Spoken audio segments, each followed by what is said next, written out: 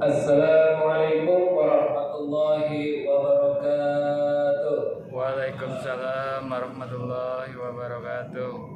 Alhamdulillahirabbil alamin. Wassalatu wassalamu ala asyrofil mursalin wa ala alihi washabihi. Allahumma shalli ala sayyidina Muhammad wa ala ali sayyidina Muhammad. Alhamdulillah, segala puji bagi sama-sama kita hadirkan kepada Allah Subhanahu wa taala, yang mana pada kesempatan pagi hari ini kita masih diberi nikmat sehat, umur panjang, nikmat iman dan Islam, sehingga kita masih bisa melaksanakan sholat subuh dan alhamdulillah bisa melaksanakannya secara berjamaah. Salawat serta salam tidak lupa juga kita turunkan kepada junjungan kita Nabi besar Muhammad sallallahu alaihi wasallam. Mudah-mudahan kita sebagai umatnya tetap istiqomah, dan mudah-mudahan kita mendapatkan syafaatnya di yaumul nanti. Melanjutkan pembacaan Quran surat An-Nisa ayat ke-10 dan sampai ayat ke-15 sampai 16. A'udzu billahi minasy syaithanir rajim. Bismillahirrahmanirrahim. Wallati ya'tina al-fahishata min nisaikum fastashhidu 'alayhinna arba'atan minkum. فإن شهدوا فأمسكوهن في البيوت حتى يتوفاهن الموت أو يجعل الله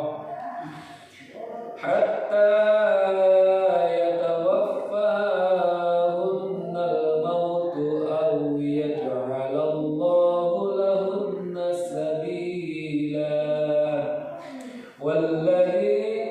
واللذان يأتيانها منكم فآذوهما فإن تابا وأصلحا فأعرضوا عنهما إن الله كان توابا رحيما.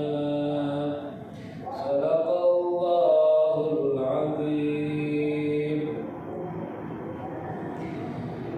Dan terhadap para wanita yang mengerjakan perbuatan keji, hendaklah ada 4 orang saksi di antara kamu yang menyaksikannya. Kemudian apabila mereka telah memberi persaksian, maka kurunglah mereka wanita-wanita itu dalam rumah sampai mereka menemui ajalnya, atau sampai Allah memberi jalan yang lain kepadanya. Dan terhadap 2 orang yang melakukan perbuatan keji di antara kamu, maka berilah hukuman kepada keduanya. Kemudian jika keduanya bertaubat dan memperbaiki diri, maka biarkanlah mereka. Sesungguhnya Allah Maha Penerima Taubat lagi Maha Penyayang. Maha benar Allah dengan segala firman-Nya. Di masa permulaan Islam, jika seorang wanita terbukti berbuat zina dan itu dikuatkan oleh saksi yang adil, maka sebagai hukumannya dia ditahan di rumah dan tidak dibolehkan keluar hingga menemui ajalnya. Allah Subhanahu wa taala berfirman, wallati ya'tina al-fahishata min nisaikum. Dan terhadap para wanita yang mengerjakan perbuatan keji, yaitu zina. Lalu ayat selanjutnya, fastashhidu 'alaihinna arba'atan minkum fa in shahidu fa amsikuhunna fil buyuti hatta yatawaffahunna al-mautu aw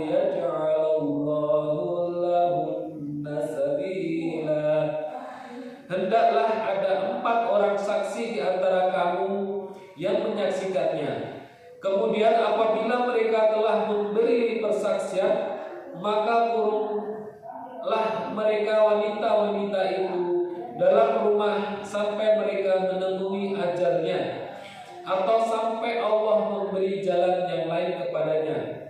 Bahwa jalan lain yang diberikan Allah itu adalah ayat yang menasabkan. Ibnu Abbas berkata, dahulu hukumnya demikian hingga Allah menurunkan surah An-Nur yang menghapusnya dengan hukum jild atau cambuk dan merajam atau dilempari. Hal tersebut merupakan perkara yang disepakati. Imam Ahmad meriwayatkan dari Ubadah bin Asy-Syamit radhiyallahu anhu, dia berkata, apabila wahyu turun kepada Rasulullah sallallahu alaihi wasallam, hal itu sangat tampak dan berbekas pada beliau, terasa berat dan berubah wajahnya. Lalu pada suatu hari Allah Azza wa Jalla menurunkan sebuah ayat kepadanya di saat telah hilang kesusahan beliau, maka beliau bersabda, "Khudhu anni qad ja'alallahu lahunna sabila. As-sayyibu bisyayyibi wal bikru bil bikri. Asy-sayyibu jaldu mi'atin wa rajmun bil hijarah wal bikru jaldu mi'atin thumma nafyu sana." Ambillah oleh kalian dariku, Allah telah menjadikan jalan keluar bagi mereka, duda dengan janda serta berjaka dengan perawan.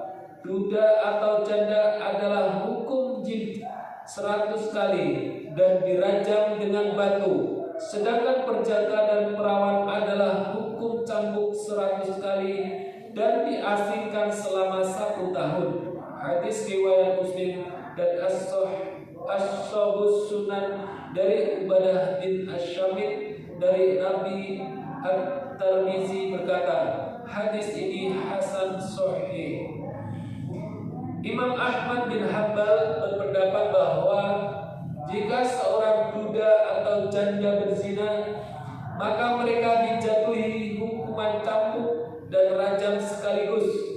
Berbeda dengan jumhur ulama, menurut mereka duda atau janda yang berzina hanya dirajam tanpa dicambuk, karena Nabi Shallallahu Alaihi Wasallam hanya menjatuhkan hukuman rajam kepada Ma'iz al-Ghamidiyah dan orang-orang Yahudi dan tidak mencambuk mereka sebelumnya. Hal ini menunjukkan bahwa hukuman cambuk bagi mereka itu bukanlah suatu kewajiban, bahkan hukumannya telah dinasak atau dihapus. Wallahu a'lam. Firman-Nya, walladzani ya'tiyaniha minkum fa'adzuhuma, dan terhadap 2 orang yang melakukan perbuatan keji di antara kamu, maka berilah hukuman kepada keduanya. Artinya, hukumlah kedua orang yang melakukan perbuatan keji atau zina. Ibnu Abbas, Sa'id bin Jubair radhiyallahu anhu dan yang lainnya berkata, yaitu dengan mencaci, mencela dan memukulnya dengan sandal. Ini hukum yang berlaku pada mulanya hingga Allah menasaknya dengan cambuk dan rajam.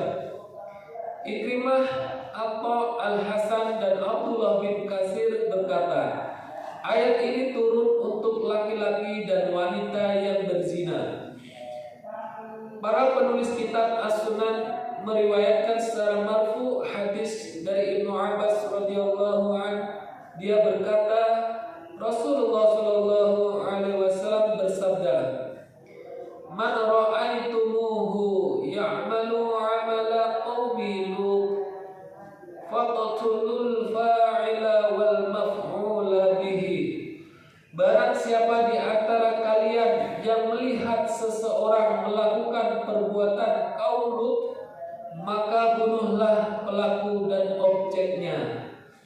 Firman-Nya, fa in taba wa aslaha, Kemudian jika keduanya bertaubat dan memperbaiki diri, artinya jika keduanya menjauhkan diri dan berhenti dari perbuatan keji itu, lalu memperbaiki diri dan mengerjakan amal-amal soleh, fa'aridu anhuma, maka biarkanlah mereka. Artinya janganlah kalian menghinanya dengan kata-kata keji lagi, sebab orang yang bertaubat dari suatu dosa seperti tidak memiliki dosa.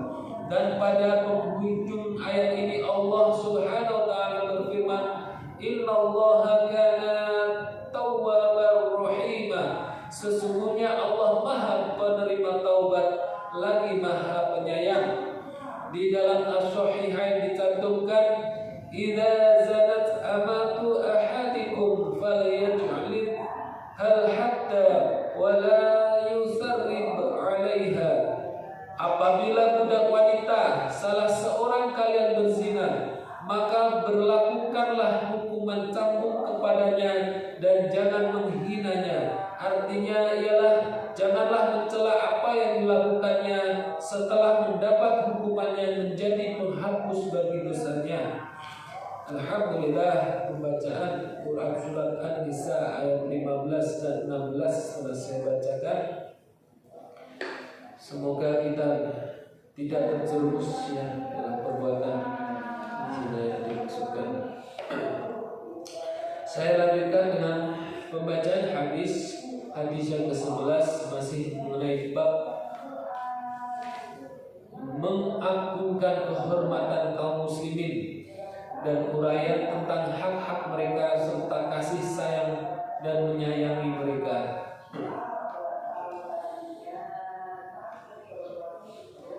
Wa'an judubi bi ibni Abdillahi qala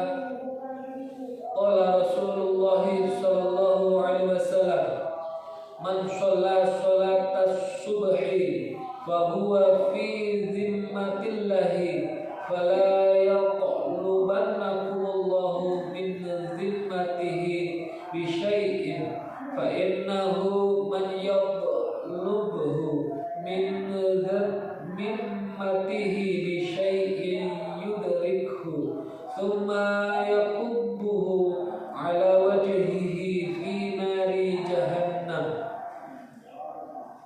Riwayat Muslim. Dari Jundub bin Abdullah radhiyallahu anhu berkata, Rasulullah sallallahu alaihi wasallam bersabda, barang siapa yang melakukan sholat subuh, maka ia berada dalam jaminan Allah.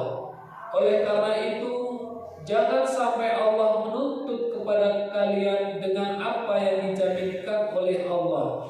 Karena sesungguhnya orang yang dituntut oleh Allah dengan apa yang dijamin oleh Allah, tentu dia akan mendapatkannya. Kemudian Allah akan melemparkan mukanya ke dalam neraka Jahannam. Hadis riwayat Muslim. Saya ulangi, dari Jundub bin Abdullah radhiyallahu anhu berkata, Rasulullah sallallahu alaihi wasallam bersabda, barang siapa yang melakukan sholat subuh, maka ia berada dalam jaminan Allah. Oleh karena itu, jangan sampai Allah menuntut kepada kalian dengan apa yang dijaminkan oleh Allah.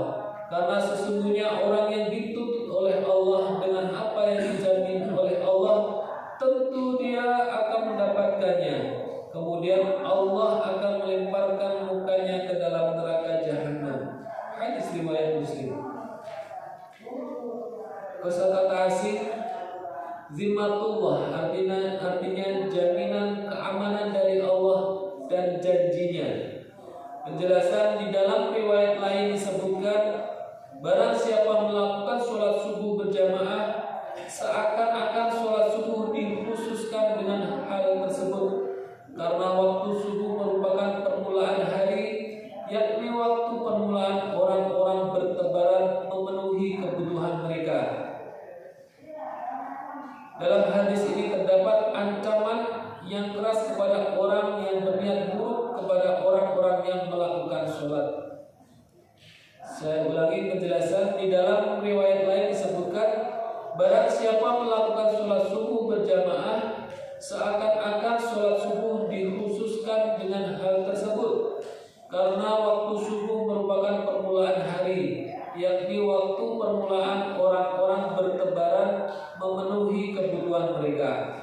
Dalam hadis ini terdapat ancaman yang keras kepada orang yang berniat buruk kepada orang-orang yang melakukan sholat. Alhamdulillah, bacaan hadis juga sudah saya bacakan. Mudah-mudahan kita bisa merenunginya dan memahaminya, sekaligus bisa mengamalkan dalam kehidupan kita sehari-hari. Amin ya Allah. Kita tutup dengan doa kafaratul majlis. Subhanallahumma wa bihamdika asyhadu an la ilaha illa anta astaghfiruka wa atubu ilaik. Assalamualaikum warahmatullahi wabarakatuh. Waalaikumsalam.